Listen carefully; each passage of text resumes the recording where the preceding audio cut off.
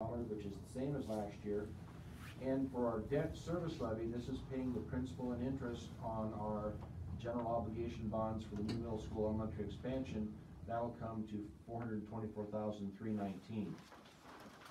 On the ensuing page, we always keep a tally going back to fiscal year 11, so the 2010-11 school year, and that shows you over the years going up to FY17 how things have changed over the years in terms of our levy rates, valuations, property tax valuations, and so on. On the following page, we have our Form STX, which comes to us from the Department of Management. And this is a breakdown which shows the property valuations. It also shows what the levy rate will be. It shows how estimated utility replacement dollars are factored into that equation. And that's something that shows up in the aid and levy worksheet, which we'll talk about a little bit later on. At the bottom, you'll notice it shows the amounts for taxable valuation with gas and electric utilities and without. Also, there's a difference in what is the TIF amount and what's non-TIF. And there are some distinctions that come in there. The main thing to consider is for the general fund property tax levy, we use the amount that has the TIF out of it. If you include those TIF dollars, we're able to use that amount when we levy for bonding, for debt service, and also for the board-approved PEPL. And also we're able to use that amount for instructional support program, which for many years was not the case. So that's a benefit there. On the next page, we have our unspent authorized budget report. And as you guys are aware, in Iowa, we have not only what the cash position is, but we have spending authority. And so the state of Iowa gives school districts so much authority, which is largely driven by your enrollment. So we're constantly vigilant to what our enrollment is, how that matches up with our ratio in terms of staffing for certificated staff as well as non-certificated staff. Because if that gets out of whack, then that, even if you have cash on hand, that just eats away at your authority. So we, if you look at the bottom, our unspent budget, authorized budget amount at the end of the 14-15 school year came in at $504,694. We're projecting an increase on that because we kind of had gone down a little bit with our authority, but we're on the way back up with that, and we want to keep that trend going up. We want to keep our, as much as possible, you kind of like to keep your authority matched up with your unreserved, undesignated fund balance, which is kind of your cash on hand. You don't want to get too far out of whack either way. I mean, it doesn't do you any good to have a whole bunch of cash on hand if you don't have any authority to do it. And on the other hand, if you have really high authority, you kind of open yourself up to difficulties when you're engaging in collective bargaining. So we try to keep everything as much in balance as possible. Next page, school budget summary. This is the big sheet of what will appear in the paper. At the conclusion of the presentation tonight, the board acts on approving publishing the proposed budget in the Gazette, which will show up later this week in the Gazette. And this is a larger version of what shows up there, but it gives you a 3-year trend. You have your actual for FY15. We know that because that's the audit we just approved. That's in the past. Re-estimated 2016, that takes us where we think we'll be as of June 30th this year. And and you guys know this, but Andrea does a really good job in terms of making those projections and really keeping us on track. We really appreciate that. Then we have budget 2017. So this is what we're projecting 18 months in advance. This is where we think we would be as of June 30th, 2017. There always are variables that enter into that, and we don't always know. So we try to budget it in such a way that we say, well, what if this scenario? What if this unexpected thing comes up to hit us? So we don't go overboard, but we do tend to estimate revenues maybe a little lower than we think they might be, but estimate expenditures maybe a little higher than we think they might be. Worksheets on the following pages. kind of gives the nitty-gritty detail of what Andrea's focusing on primarily when she does the CAR. If you look at the long-term debt schedule, we also include that in the booklet. It shows 2 bond issues we presently have on the books. One is the bond issue for the new middle school elementary expansion. That's funded by general obligation bonds. And when you hear GO bonds, in the back of your head, you equate that with property tax. Those are funded by property tax, which is what this building was funded with. The other one we have would be for our high school addition remodeling, and those are non-GO. Those are sales tax revenue bonds. So that funding comes from our 1 cent, the 1 cent sales tax money that we have. And as you're aware, we bring in about $660,000 a year with the 1 cent tax. With our principal and interest payment on the sales tax revenue bonds, that comes to around $440,000 a year. Yeah, a little over $440,000 a year. So we did that intentionally, knowing that we had about $220,000 a year that we can do use for ongoing remodeling, fixing expenditures, and so on and so forth. One thing we also have to include when we submit our paperwork with Potawatomi County would be our long-term debt schedule for the general obligation bonds, and then also for the sales tax revenue bonds, and that shows you how that breaks down that way. So just a reminder what we'll be looking at when we meet with Matt Gillespie from Piper Jaffray.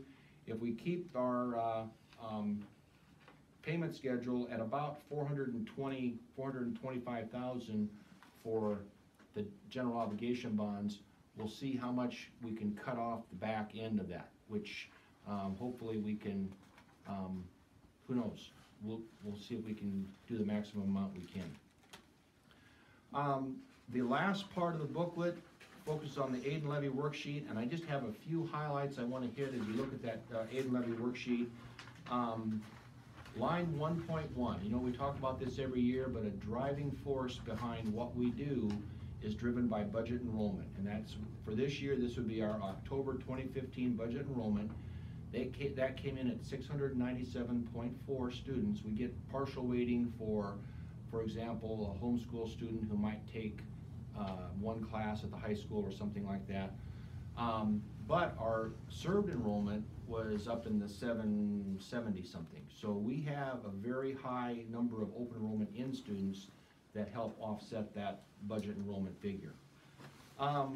Another thing that I think is of interest, if you look at line 3.4, weighted enrollment, that's our total special education weighting. So we, because of students that we serve that have special education needs, we do receive an amount of money that's equal to 50, basically it's 54.3 additional students. That helps fund some of the extra needs we have. For example, special education associates, additional faculty.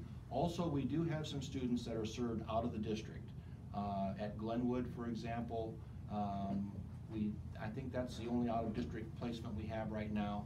But, well, we have more than one student there, but that's a facility that we use. Moving on, if you look at the next page, line 4.39. As you're aware, we're gearing up, and next year we're going to be participating in the Teacher Leadership and Compensation Program. And if you look at line 4.39, the amount of funding that we'll receive to pay for that comes to $325.19 per student. So we will receive that amount in July of this year in a lump sum, and then we've already budgeted for what it's going to pay for, who the people are, what their jobs are, and so on and so forth. But after 16-17, these lines where you see zeros like 4.4, 4.41, and so on, that will be filled in and be part of the actual aid and levy worksheet. So they transition us into that program, and but that's something that we keep in mind, because you just never know exactly what the legislature might do. If they decide, okay, we're cutting the funding for this program, we really have to evaluate then, well, if you're no longer funding it, then we're not going to continue doing it. It's just a reality that we have to keep in mind. On the next page, line 5.17, the state, as you're aware, did redo the modified allowable growth dropout prevention worksheet that we submitted.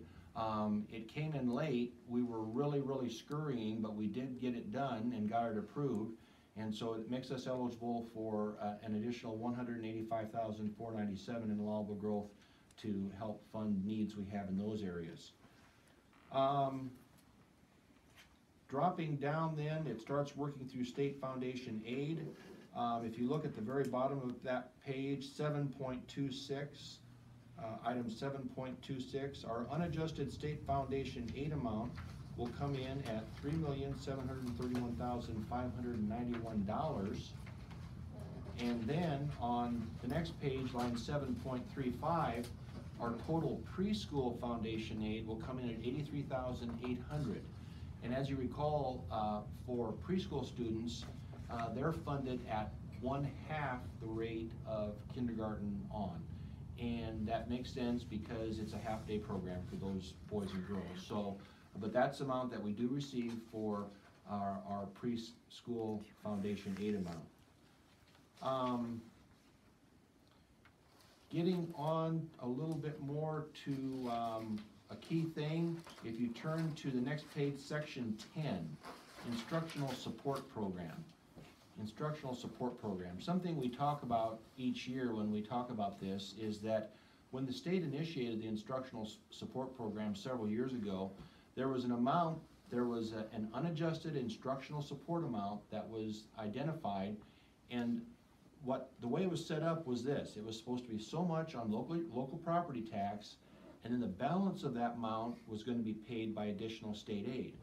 Now, that amount for Underwood comes to $467,537. What happened as years progressed is the state said, well, we're still going to give some state aid, but we're freezing it at this dollar amount. So when they froze that and additional school districts began participating, you had kind of a double whammy, because they froze the amount, more and more school districts participated. That cut down the amount of additional state aid that went to all the school districts that were participating, and then a few years ago they totally did away with it. So we were just left with what we can do ourselves, and that amount for us, as you'll notice on line 10.27, comes to $365,801. So we're about $100,000 off from what that program was originally intended to do. And so that's something, as superintendents, we talk with members of the legislature about and so on. Unfortunately, it just kind of falls on deaf ears, but it is a reality. It is a reality of what we end up having to do, having to support, when legislatively it's out of our control. And so it's just one of the things that we're working hard to see if we can get some adjustments on that. Summary of the general fund levies. If you turn to the next page, section 15, it kind of breaks things down in terms of 15.3 talks about the total levy to fund combined district cost. That comes in at a little over 2.2 million. Our instructional support levy, as we just talked about, comes in at 365,801. So the levy to fund our budget authority, and that's that second component we talk about, is it's the authority plus your cash position. That comes in at $2,621,189. Cash reserve levy, line 15.9, cash reserve levy for school budget review committee, and this is our special education deficit. That came in at $139,872 in the 14-15 school year, and we budget for that in the 16-17 school year. So it's a couple years behind by the time we recoup that. Our regular cash reserve levy, and this is something that's kind of a standard number that we've found over the years is a good number for us to be using, $200,000 in that area. Total general fund levy you see on line 15.12, and then you work your way down through that, and then the line 15.15, the taxable value